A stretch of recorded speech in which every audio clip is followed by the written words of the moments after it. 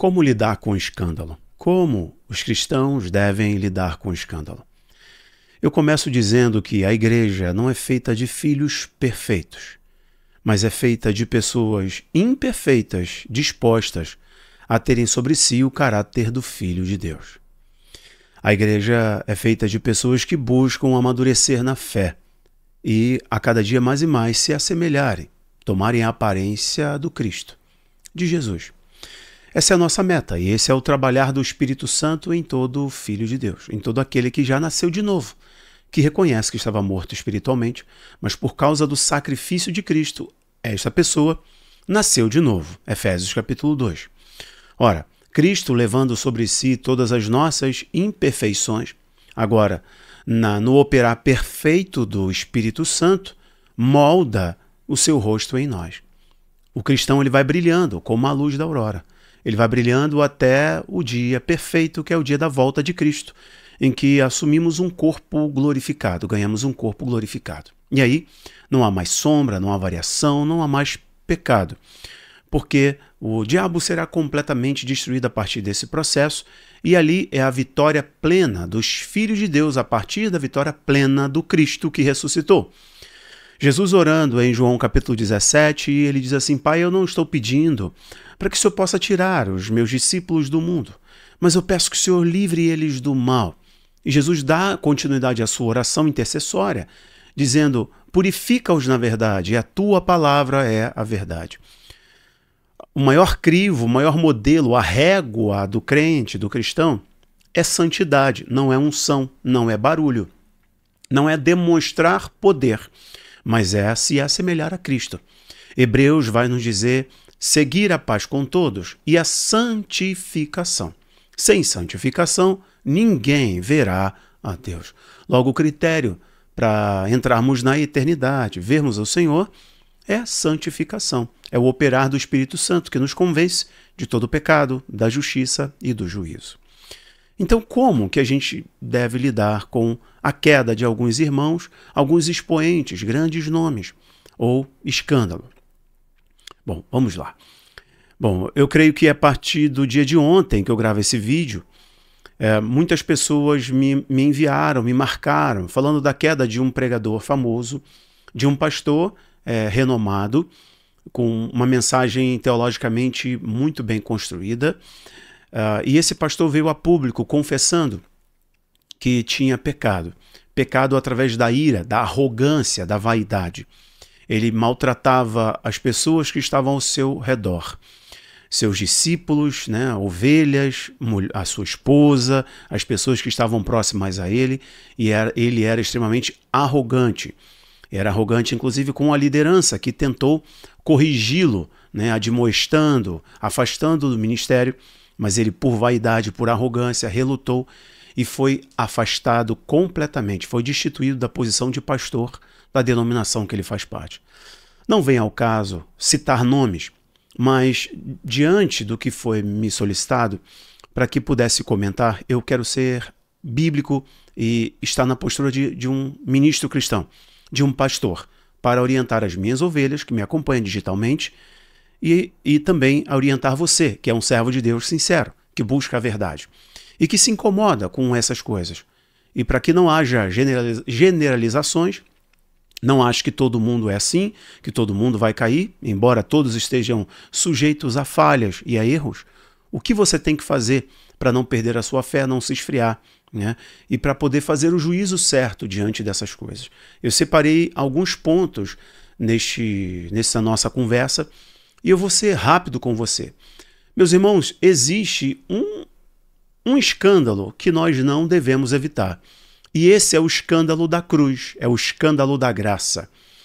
O Senhor Jesus, no capítulo 6 de João, ele vai trazer uma pregação muito emblemática sobre quem comer do seu corpo jamais terá fome. Ele chega a falar que isso é incomparável com o maná que desceu do céu. Ele vai falar que ele é o pão vivo. Ele vai dizer para aqueles homens que estavam na sinagoga, igualmente para os seus discípulos: os vossos pais comeram do maná e morreram. Todos eles morreram. Pois aquele que comer do meu corpo jamais morrerá. Ele estava falando sobre a sua morte, daqueles que participam por fé da sua morte. Ou seja, aqueles que tomam a sua cruz e o seguem. Entendem que o sacrifício de Cristo substituiu a sua condenação. Quando Cristo morreu, ele morreu por você. Logo, a condenação que era tua, ele assumiu. E quando você toma da ceia, quando você crê espiritualmente no sacrifício de Cristo, você tem fé no sacrifício de Cristo, você é redimido dos seus pecados. Os discípulos não entendem. E Jesus, eles percebem, né? Falam, inclusive, dura é a mensagem do Senhor Jesus. E Jesus chega a mencionar essa frase. Sabendo Jesus que os seus discípulos murmuravam acerca disso, disse-lhes: isto vos escandaliza? Isso está escandalizando vocês? Mateus capítulo 18, versículo 7, diz assim: ai do mundo, por causa dos escândalos, porque é necessário que venha escândalos. Mas ai daquele por quem o escândalo vier. Esse escândalo aqui é diferente do escândalo da graça, do escândalo da cruz. O escândalo da cruz é 1 Coríntios capítulo 1, versículo 23. Mas nós pregamos a Cristo crucificado, que é escândalo para os judeus e loucura para os gregos. Esse é o escândalo da graça, que escandaliza os fariseus e religiosos.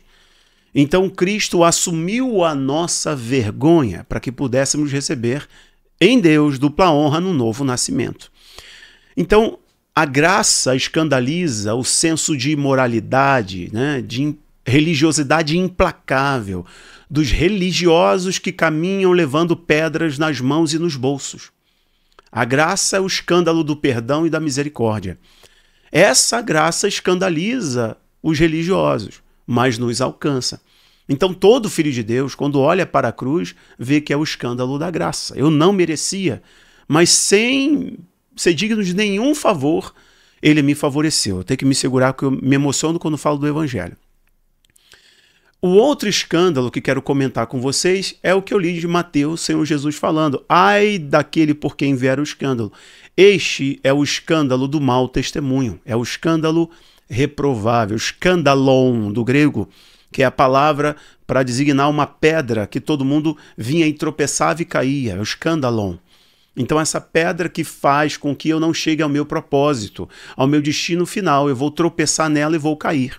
Essa palavra que Jesus usou ao repreender o diabo que usava a boca de Pedro, quando o Senhor Jesus dizia que ele seria crucificado, morreria pelos nossos pecados e ressuscitaria. E Jesus fala: o Filho do Homem vai ser preso. Então Pedro diz: Senhor, eu não vou deixar isso acontecer. E Jesus percebe que era o próprio diabo utilizando a boca de Simão. E Jesus diz: para trás de mim, Satanás, você tenta ser pedra de tropeço para mim, mas eu não vou permitir. Então esse é o escandalon, quando nós impedimos uma pessoa de olhar para frente, de alcançar o alvo, de alcançar o objetivo. É este escândalo que devemos ter cuidado. E todo cristão deve andar vigilante para não fazer com que uma pessoa se afaste da verdade, se desvie, se escandalize, ou seja, ela caia também no seu erro moral. E Jesus chega a dizer: qualquer um que fizer um pequenino desse tropeçar, eu dizia no dia de ontem, no vídeo de ontem, é melhor que amarre uma pedra no pescoço e lance no fundo do lago, porque você tirou uma pessoa do caminho da eternidade. Isso é muito sério. Bom, como é que deve ser a postura de um cristão diante de um escândalo? Primeiro, a gente não deve ser conivente como um propagador de escândalo. Um cristão não deve ser conivente. Ele não deve propagar o escândalo. Mas, em humildade, você deve estender a mão, oferecer humildemente o caminho do retorno, o caminho de volta para aquele que caiu. É assim que a gente não propaga o escândalo, a gente quebra este ciclo de vergonha. Gálatas capítulo 6, reforço para você e falei na pregação de ontem. Irmãos, se alguém for surpreendido em alguma falta, em algum erro, vós que sois espirituais, corrigi-o com um espírito de mansidão e guarda-te, para que não sejas também tentado. Paulo, escrevendo aos Gálatas, ele vai nos aconselhar. Aqueles que são mais espirituais devem oferecer um caminho de reparação àquele que caiu, àquele que promoveu o escândalo, mas em amor e em mansidão, não apontando o dedo, não oferecendo pedras, não condenando ao inferno. Pelo contrário, mas em mansidão, estende a mão e tenha misericórdia e vigia para que tu também não caias. O cristão, ele não tem que ignorar o escândalo. A gente não tem que fechar os olhos e dizer assim, não, eu vou fingir que não estou vendo. Pelo contrário, nós não devemos fazer isso, mas também não devemos ser um juiz propagador. Um cristão, ele não deve alimentar a fofoca. Ele deve ir em mansidão. Se ele é um homem espiritual, uma mulher espiritual, deve ir em mansidão até a pessoa que está promovendo o escândalo e a corrigir em amor com uma testemunha. Ok. O objetivo final, então, é reparar, corrigir, levantar aquele que caiu de algum modo. Bom, a gente tem que buscar ao máximo cortar os elos da fofoca. Levítico, capítulo 19, versículo 16, diz assim, não andarás como mexeriqueiro, não andarás como mexeriqueiro entre o teu povo, não atentarás contra a vida do teu próximo. Olha, Moisés está sendo muito claro com relação aos fofoqueiros, porque uma fofoca, lá no livro de Tiago tem mais detalhes sobre isso, a língua tem um poder de matar uma pessoa, incendiar uma floresta, acabar com a moral, acabar com a reputação, com a imagem de uma pessoa. Então a gente tem que quebrar o elo, as correntes da fofoca, porque não devemos ter sobre nós, o nosso arraial, os mexeriqueiros, a língua grande, o fofoqueiro. Pelo contrário, a gente tem que, com discernimento, restaurar o crédito daquele que está em descrédito. Provérbios 14, versículo 15 diz assim, o simples dá crédito a toda palavra, mas o prudente atenta para os seus passos. Então pare de ficar ouvindo todo mundo, entrando em qualquer, mas você viu, mas você sabia? Olha, eu fiquei sabendo. Para de dar ouvido a todas essas pessoas. Para. Olhe para os seus passos e leve a palavra do Senhor para que ela possa iluminar os teus pés, conforme o salmista nos orienta. O escândalo, ele não anula a verdade do evangelho.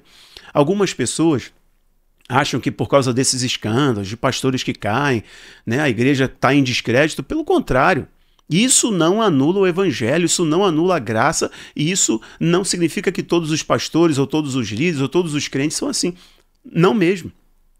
Nós devemos ter clareza do que diz Romanos, capítulo 3, versículo 4. Seja Deus verdadeiro e todo homem mentiroso. Deus não é homem para mentir, tampouco ele é filho do homem para voltar atrás nas promessas que fez. Então Deus é verdadeiro e seja todo homem mentiroso. Então nós devemos ter a capacidade, a maturidade de discernir as coisas. O homem, por causa da sua natureza pecaminosa, e uns que de fato ainda não nasceram de novo ou não aprenderam a se esconder atrás da cruz, se inclinam à mentira, se inclinam ao pecado. E todos nós estamos sujeitos a falhas. Então por isso que todos os dias devemos clamar aos pés de Cristo, nos render ao poder da graça, ao amor do Senhor e pedir para que o Espírito Santo corrija o nosso coração, aperte os nossos parafusos. Senhor, não deixa eu desandar a massa não, Senhor. Senhor, deixa eu ser humilde, me esconda atrás da tua cruz. Esse é o pedido, é a oração de todo crente sincero. Bom, qual o próximo passo, então? Identificou que alguém errou? Ofereça disciplina. Disciplina. Justiça bíblica, porque Deus é justo. Amor restaurador, porque o Espírito Santo nos restaura. E zelo pela santidade do corpo. Nós, como igreja, devemos perceber, se você é um cristão sincero, perceba na sua igreja aqueles irmãos que estão em atitudes que podem promover escândalo e não os exponha. Pelo contrário, converse como quem não quer levar fofoca adiante, procure sua liderança, apresente a questão, apresente tal irmão e submeta essa pessoa debaixo dos teus joelhos, ore por ela, para que o Espírito Santo possa incomodá-la, porque ela pode macular a santidade do corpo, prejudicar todo um trabalho de uma igreja séria, de uma liderança séria, por causa de pessoas que estão promovendo escândalo. E às vezes o pastor sequer tem conhecimento, mas as pessoas que são espirituais, que compõem o corpo de Cristo, podem auxiliar nisso. Bom, vamos lá. E se o escândalo for você que está me assistindo, pastor, mas eu pequei, eu tenho pecado, eu estou errando. E se o escândalo for você? O que a Bíblia nos aconselha? Arrependimento. Lembra do que o salmista diz no Salmo 51? Lê o Salmo 51. Primeira coisa, se você pecou, você escandalizou, tem arrependimento. Arrependimento é fazer o caminho de volta. Arrependimento é dar as costas para o pecado. Mude ciclos, bloqueie pessoas, mude geografias. Pronto! Aí você vai estar 50% do caminho andado para o arrependimento. Mude ciclo, rompa com pessoas, mude geografias. Agora, volte-se para o Senhor, peça perdão genuinamente. Se o coração ainda estiver pesaroso, se a sua mente ainda está pesada, procure um presbítero, procure um pastor sério, procure um irmão mais experiente na fé. Tome um café com ele, sente, olha, eu quero confessar um pecado, eu ainda não estou bem, eu já confessei ao Senhor, mas psicologicamente eu não estou bem, eu queria confessar porque você é um servo sincero do Senhor, uma serva sincera do Senhor, você pode orar por mim? É assim que a Bíblia nos aconselha sobre o trabalho do bispo, o trabalho do presbítero. Terceiro ponto, então primeiro é arrependimento, segundo é confissão e submissão, terceiro, reparação. Quando é possível reparar, repare. Último ponto, recomece com humildade, sem autopromoção. Você caiu? Então seja humilde, venha por baixo, não venha por cima não, como diz o Salomão do reggae. Venha por baixo, irmão. Faz o caminho de volta para você aprender a ter maturidade. Bom, o resumão geral aqui, como lidar, como um cristão deve lidar com relação ao escândalo. Primeiro, verifique os fatos antes de você agir, antes de você julgar. 2, não espalhe fofoca, porque isso é condenável. Ore, busque os líderes espirituais da sua comunidade de fé. Terceiro, corrija com mansidão quem estiver próximo a você envolvido no escândalo. Quarto, proteja a sua fé olhando somente para Cristo e não para os homens. Quinto, se você caiu, busque arrependimento, submissão e restauração. Sexto, não abandone a igreja por causa do erro de alguém. Cristo continua sendo o rei, santo, justo, verdadeiro e fiel, e ele vai voltar. Sétimo, confie na disciplina como um ato de amor e um ato de amor e não de destituição, pelo contrário, de restituição. Porque a Bíblia nos aconselha que o Senhor exorta e corrige aquele que ama. Então, se você está sendo corrigido, é porque o Senhor te ama. O Senhor te ama. Aceite a correção, incline-se, recupere um espírito humilde, um coração ensinável. São as melhores coisas para vocês. Então, diante dessas coisas, o que a gente tem que fazer? Se esconder atrás da cruz de Cristo, em humildade. Se alguém errou, se alguém pecou, ofereça com mansidão, com humildade, com amor, o caminho da reparação. É assim que um cristão tem que lidar com os erros. Olhe para o Senhor, nele tu vai achar misericórdia, perdão e justiça. Que Deus te abençoe. Se fez sentido para você, comente, compartilhe e envie também nos seus grupos. Que Deus abençoe. Tchau, tchau.